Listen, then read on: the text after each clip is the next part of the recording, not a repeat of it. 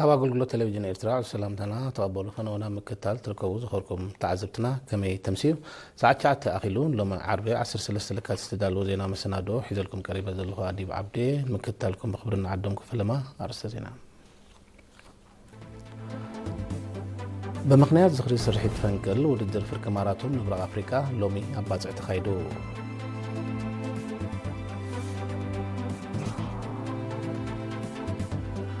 أما حدار الزوبا عن سبا مس نبرت استفلاليا نوز زوباتات أب تقبال مدبات لمعاد زتيو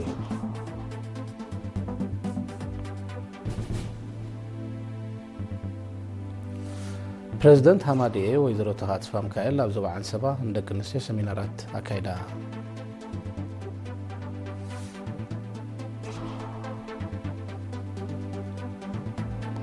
أبزيناتات وصا منغس بريطانيا 700 مليون دولار زواغو زمن أواصوار ناب يوكرين كم زل خافليتو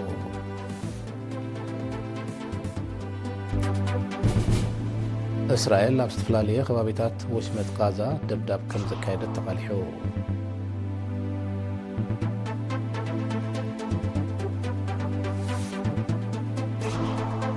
منغس نيجر كاب فرنسا أحمد زغل وتادراو سقات المكات حبشاوي كتت أوجو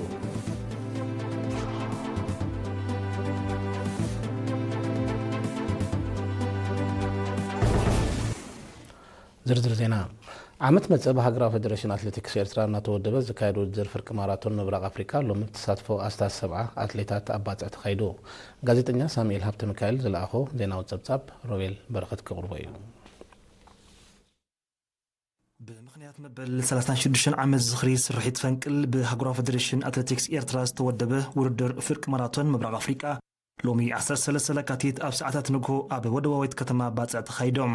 أبزي بمنستر حبت بحري أتو تولد قلاتن كوميشنر بحالن سبورتن أمباسادر زمرد تخلن زي تبقى وردر أتلتات إرترا دوب سودان أوغاندان كينيان تساتيفهم أبزي وردر أتلت عبلو لهم تخست كاب كلب دندن منستر مكلخال قدامي بموتسا $3,000 ورق مراليان وانجان كرأي أبيل تخلو كاب كلب دندن منستر مكلخال $3,000 برو مراليان وانجان سالساي دما أوغانداو أتلت اسكيل موتاي $1,000 نحس مراليان تشليمام إذا خمزيلن كله كاب زبطات دبوب غاشباركا مأكل كمون كلب دندن منستر مكلخال استواتقا 16 أتلتات ناي 10 كيلومتر وردرا كايدن أبزي مدبزي أتلت راهيل دانييل كاب زوا غاشباركا قداماي بموصا 15 نقفة ورق مراليان وانجان أتلت يوردانوس هابت سلوس كاب كلب دندن منستر مكلخال كالاي درجة بمحاز 10 نقفان برو مراليان أتلت ناتسنت أمانييل كاب زوا دوب دما سالسيتي بمخان 7 نقفان نحس مراليان تشليمان مزيكازي شدوش تقادمتي باراسايكل أب زكايرو ناي 5 كيلومتر ودر أتلتات تصفحي وتخله إبراهيم محمدن درار عقبة مريمن كاب قدامي كسب سالساي بموصوم ككم درجوم 5 نقفان ورق مداليان وانجان 3 نقفان برو مداليان كمون 2 نقفان نحس مداليان تقبلهم أما حدار زبا عن سبا مس نبرت استفلاليان وسان زباتاتن وكلت أكلات منقستن أو تقوار مدبات المعاتن تراهز بنزتيوم وكيل إريناس فانكيل جبريس اندردالو تزبطاب استيفانوس غرماي كورباي أما حداري زوبا عن سبا أمباسادر عبد الله مسام توت إنهم بزعبا زلو مدبات لمعاتن أقباب تكبار أمن مس حالفتج أنافر منيستريتات أما حدرتين وزوباتاتن من محدرات كبابن أنبا برتعدي مرحة هايمانوتن عبي تعدن زاتيوم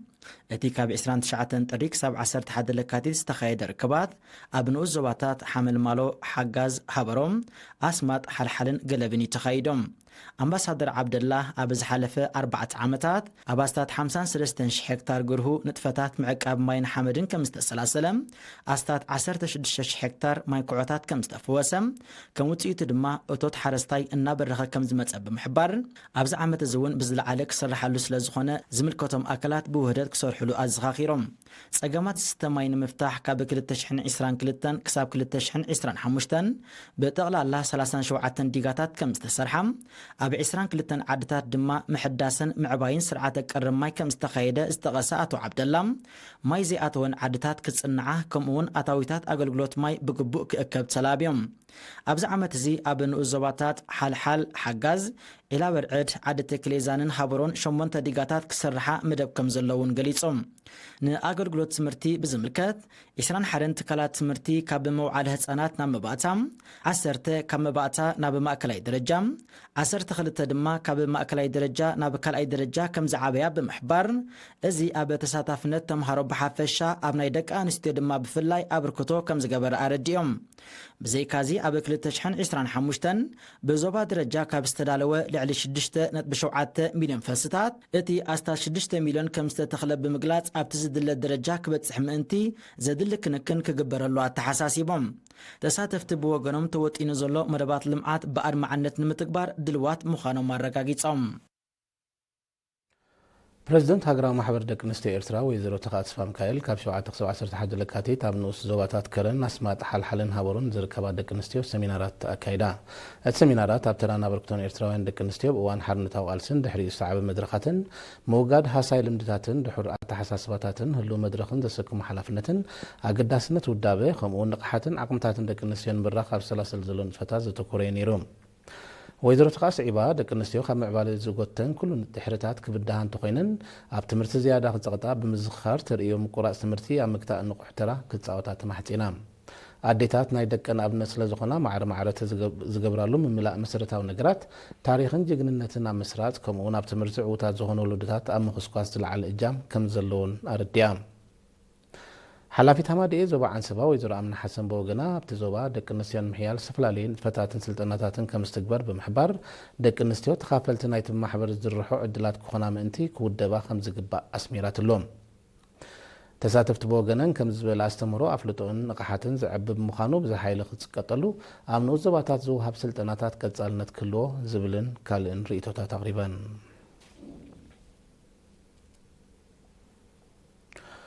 ኣብ ዞባ ማእከል ዝውሃብ ዘሎ ጥዕናዊ ኣገልግሎት ዱልዱል መሰረት ንዝበለፀ ውፅኢት ከም ዝኾነ ንክልተ መዓልትታት ኣብ ኣስመራ ብዝተቓንዐ ገምጋም ተገሊጹ ወኪል ኤሪና ዮናታን ዕብዮ መልክዕ ፀብጻብ ዘዳለዎ ትሕዝቶ ኣብርሃም ዓንደ ማርያም ከቕርቦ ኣብ ዞባ ማእከል ዝውሃብ ዘሎ ብጎስጓሳት ዝተሰነየ ጥዕናዊ ኣገልግሎት ዱልዱል መሰረት ንዝበለፀ ውፅኢት ከም ዝኾነ ብ11-12 ለካቲት ኣብ ዝተኻየደ ገምጋም ተገሊጹ ኣብቲ ሚኒስተር ጥዕና ኣሚና ኑር ሕሴን ዝረኸበትሉ ገምጋም ሓላፊ ጨንፈር ዞባ ማእከል ኣቶ ተስፋይ ተስፋጽዮን ኣብ 2025 ኣብ 16 ንኡስ ዞባታት ወከልቲ ጥዕና ክተኣታተው ከለዉ መጥባሕቲ ሓበላ ዓይኒ ኣብ ኮማዊ ሆስፒታል ቤት መኻእ ምጅማር ኣገልግሎት ሕርሲ ኣብ ኮማዊ ሆስፒታል ጎዳይፍ ከምኡውን ምትእታው ኣገልግሎት ላቦራቶርን ኣልትራሳውንድን ኣብ ማእከላት ጥዕና ኣኽርያ ኣዲስ ዓለምን ዓዲ ጓዕዳድን ከም ተሰላሰለ ገሊጹ ኣብ ዝበዝሓ ዓድታት ተሳትፎኮም ኣብ ምጉልባት ትካላት ጥዕና ዝናኣድ ኣበርክቶ ይገብር ከም ዘሎ ዝገለጸ ኣቶ ተስፋይ ሚኒስትሪ ጥዕና ኣብ ልዕሊ 6 ሰንሰለታዊ ፋርማሲታት ተወሳኺት ፋርማሲ ኣብ ዞባዊ መኮሶ ሆስፒታል ሓዝሓዝ ክኸፍት ከሎ ዓመታዊ ከባቢ 15 ሚልዮን ናቕፋ ዝዋግኡ መድሃኒታት ከም ዝዕደል ሓቢሩ ብዘይካዚ ኣብ ዞባ ማእከል ካብ ዘለዋ 36 ትካላት ጥዕና እተን 19 ኣገልግሎት ሕርሲ ከም ዝህባ ሸፈነ 14 ዓይነታት ክታበት ህፃናት 99 ሚእታዊት ከም ዝበፅሐ መጠን ሕዌት ሕማም ቲቢ ናብ 89.5 ሚእታዊት ክብ ከም ዝበለ ከምኡውን ኣብ ኮማዊ ሆስፒታል ቤት መኻእ ዝተጀመረ መጥባሕቲ ሓበላ ነቲ ኣብ ሃገራዊ መኮሶ ሆስፒታል ብርሃን ዓይኒ ዘሎ ጻዕቂ ኣብ ምቅላል ኣበርክቶ ከም ዝገበረ በሪሁ ተሳተፍቲ ኣብ ዝቐረበ ጸብጻብ ምርኩስ ብምግባር ድሕሪ ዝገበርዎ ዘተ ዝካየድ ጎስጓሳት ኣብ ምክልኻል ተመሓላለፍትን ዘይተመሓላለፍትን ሕማማት ብሓፈሻ ተርእዮ HIV ኤድስ ቲቢ ዓሶ ልዑል ጸቕጢ ደምን ሽኮርን ድማ ብፍላይ ዝምስገን ኣስተዋጽኦ ይገብር ስለ ዘሎ ክድፋኣሉ ተላብዮም ዋና ዳይሬክተር ክፍሊ ማሕበራዊ ኣገልግሎት ዞባ ማእከል ኮሎኔል ገብረሃንስ ወልደ ገርግስ ብወገኑ ንተራን ኣበርክቶን መንእስያት ሞያውያን ጥዕና ድሕሪ ምምጓስ ከም ጀሚርዎ ንዘሎ ደገፍ ብዝለዓለ ክቕጽሎ ጸዊዑ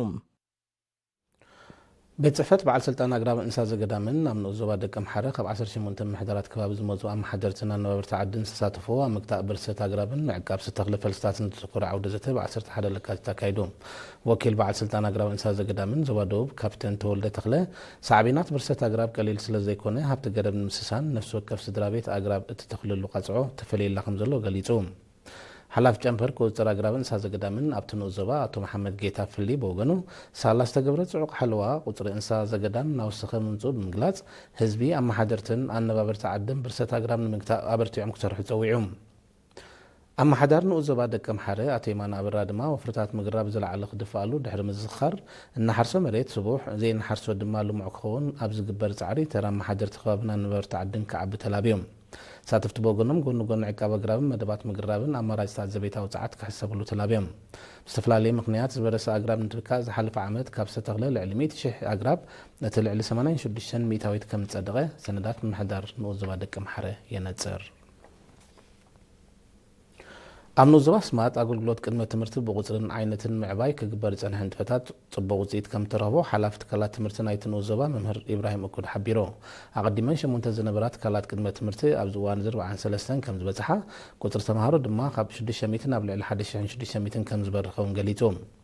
በመውሃድ ሚኒስትሪ ትምህርቲ ምሕደራትን መሻርክትን ምስ ተኻየደ ፃዕሪ ካብ 28 ዓድታት ኣብተን 21 ነውጣታት ምኽፋትን ቆልዑ ኣብ ግቡእ ዕድሚኦም ብቐረባን ዕድላት ትምህርቲ ክረኽቡ ክኢሎም ምህላዎም መምህር ኢብራሂም ወሲኹ ኣረዲዮም ዘይምጥርናፍ ዓድታት ሕፅረት መምሃሪ ፅሑፋት ከምኡውን ትሕተ ቅርፂ ኣብያተ ትምህርቲ ካብ ቀንዲ ብድሆታት ምዃኖም ድማ ገሊጹ ኣብ ንኡዘባ ስማት 43 ናይ ቅድመ ትምህርቲ 14 ናይ መባእታ 7 ናይ ማእኸላይ ደረጃ ከምኡውን ሓንቲ ናይ ካልኣይ ደረጃ ትካላት ትምህርቲ ኣብ ንጡፍ ስራሕ ይርከባ زهوركم تعذب تسعب زينا وصايد دقيمنا نمكتالكم بخبر نعدم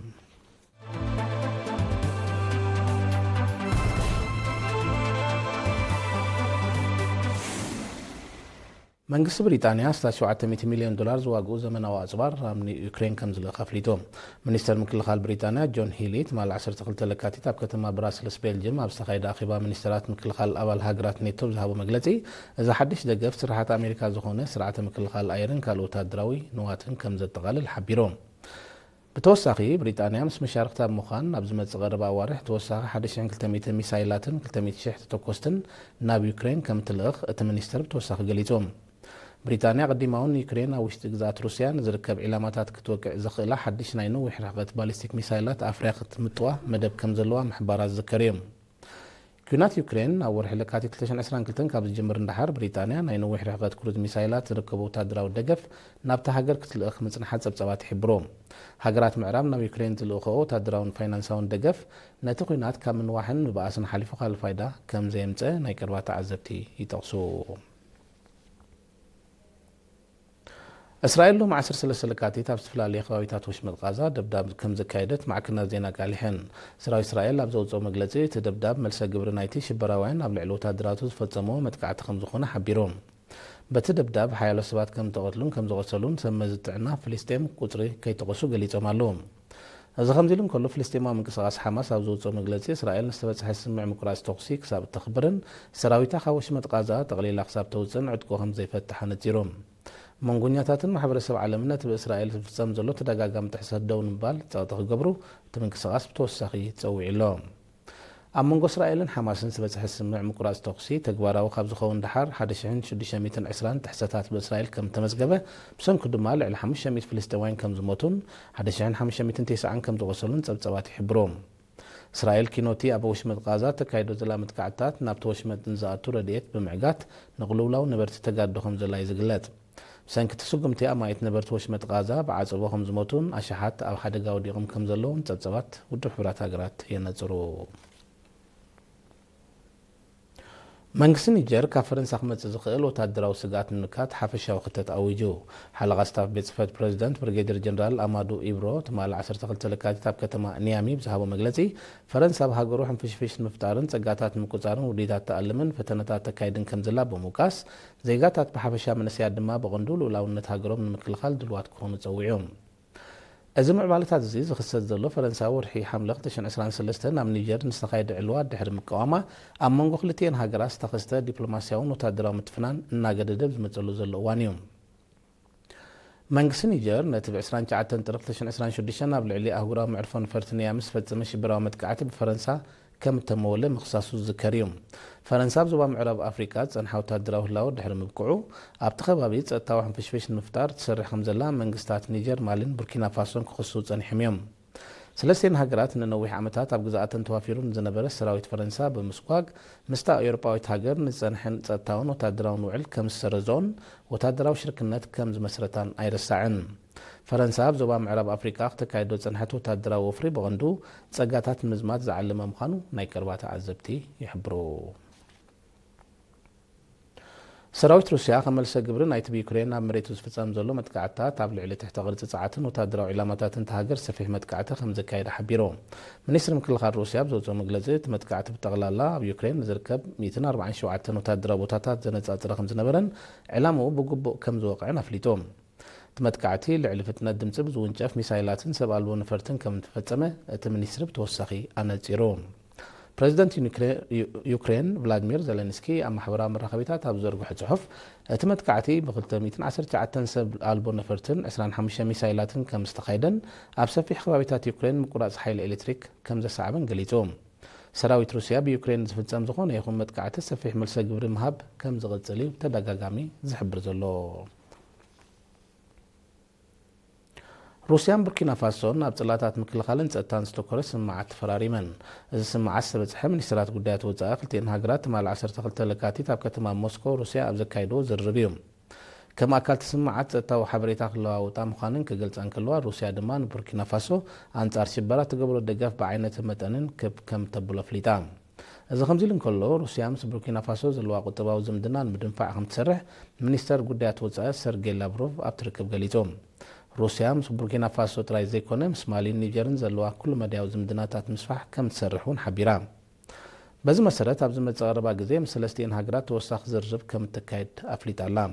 ምስ ፈረንሳን ዝጸንሐን ወታደራውን ጸጥታውን ዝምድናታት ዝበተኻ ቡርኪና ፋሶ ማሊን ኒጀርን ምስ ሩስያ ጥቡቕ ዝምድና ከማዕብላ ጸኒሐን ኣለዋ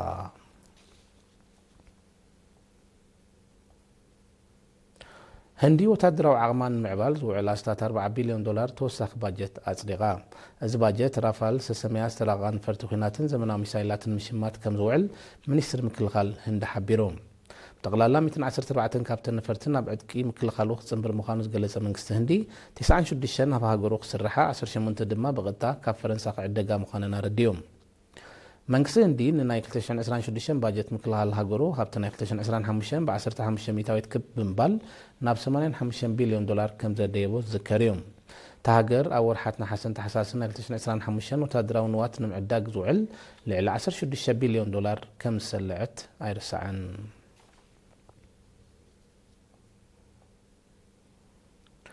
ፕሬዚደንት ሪፐብሊክ ደቡብ ኣፍሪካ ሲሪል ራማፎዛ ውድብ ገበናት ንምክታብ ኣብ ከተማታት ሰራዊት ክዋፈር ንዝወፀ እማማ ኣጽዲቕዎ በዚ መሰረት ኣሽሓት ወታደራት ኬፕታውንን ኣብ ትርከበን ከተማታት ከም ዝዋፍሩ ተፈሊጡሎም ብጉጅለ ዝፍጸም ገበናት ጠንቂ ውሽጣዊ ጸጥታዊ ጸገማት ሃገሩ ኮይኑ ከም ዘሎ ዝገለጸ ፕሬዚደንት ራማፎዛ እቲ ጉዳይ ካብ ቀዳምነታት ናይዚ ዓመት ምዃኑ ኣረድዩ መንግስቲ ደቡብ ኣፍሪካ ውሽጣዊ ጸጥታን ምሓስ ኣብ ዲሞክራሲያዊት ሪፐብሊክ ኮንጎ ዋፊሮ ንጸንሐ ዓቃብ ሰላም ሰራዊት ክስሕቦ ከም ዝወሰነ ዝዝከር እዩ ኣብ ደቡብ ኣፍሪካ ዓመታዊ ልዕሊ 20,000 ሰባት ብጉጅለታት ገበን ከም ዝቕተሉ እዮም ጸብጻባት ዘረድኡ ኣብታ ሃገር ብሕጋውን ዘይሕጋውን መንገዲ ዝተዓደጉ ልዕሊ 6 ሚልዮን ጠበናጆ ኣብ ኢድ ውልቀ ሰባት ከም ዘሎ እዚ ድማ ጠንቂ መጥቃዕትታት ፎኪስ ብረት ኮይኑ ምህላው ይጥቀስ ሩስያ ጉዳይ ኪባ ምስ ምሕዳር ፕሬዚደንት ዶናልድ ትራምፕ ከም ተዘራረበ ኣፍሊጣ ኣሜሪካ ብልዕሊ ኪባ ኣጽዲቓቶ ዘላ ቁጠባዊ እገዳ ኣብ ህዝቢ ሃገር ከቢድ ተጽዕኖ ፈጢሩ ከም ዘሎ ዝገለጸ መንግስቲ ሩስያ እቲ ጉዳይ ሰላማዊ ምዕልቦ ክረክብ ሃናፂ ሰረኡ ክጻወት ምዃኑ ኣረድዮም እዚ ከምዚ ኢሉ እንከሎ ሩስያ ከም ሰብኣዊ ደገፍ ናብ ኪባ ነዳዲ ክትልእኽ ምዃና ገሊጻ ፕሬዚደንት ዶናልድ ትራምፕ ካብ ቬኔዙዌላ ናብ ኪባ ንዝለኣኽ ዝነበረ ነዳዲ ብምዕጋት ናብታ ደሴታዊት ሃገር ሰደድ ነዳዲ ኣብ ልዕሊ ዝገብረ ሃገራት ወሳኺ ቀረፅ ከም ዝውስን ምጥንቃቑ ዝዝከር እዩ እስጉምቲ ብሰንኪ እገዳ ኣሜሪካ ብልዕሊ ኪባ ተፈጢሩን ጸንሐ ሕፅረት ነዳዲ መሊሱ ከም ዘኽርሮ ተፈሊጡሎም ኣሜሪካ ብልዕሊ ኪባ ካብ 1960ታት በይናዊ ቁጠባዊ እገዳ ኣጽዲቓ ከም ዘላ ጸብጻባት ይረድኡ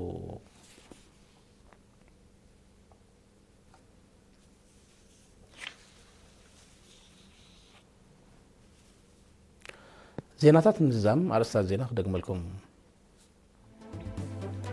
ብምኽንያት ዝኽሪ ስርሒት ፈንቅል ውድድር ፍርቂ ማራቶን ምብራቕ ኣፍሪካ ሎሚ ኣብ ባፅዕ ተኻይዱ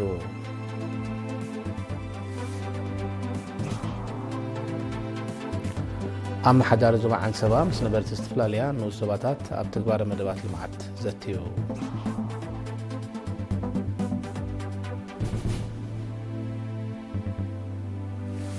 ፕሬዚደንት ሃማዴ ወይዘሮ ተኻጽፋ ሚካኤል ኣብ ዞባ ዓንሰባ ንደቂ ኣንስትዮ ሰሚናራት ኣካይዳ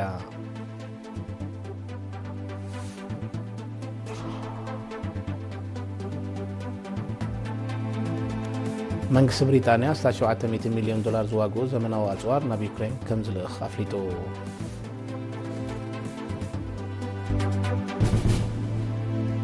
እስራኤል ኣብ ዝተፈላለየ ከባቢታት ወሽመጥ ጋዛ ደብዳብ ከም ዘካየደት ተቃሊሑ።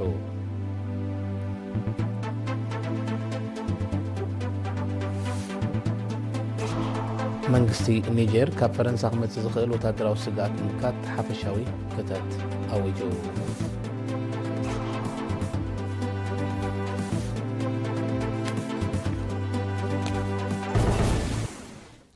ባርከ ዝኽርኩም ተዓዘብቲ ሓፈሻዊ ዜናታት ኣብ ዝተዛዚሙሎ ስለምክትታልኩም ንመስገን ምስ ተረፉ መደባትና ንሓድገኩም በሉና ብሩክ ምሽት።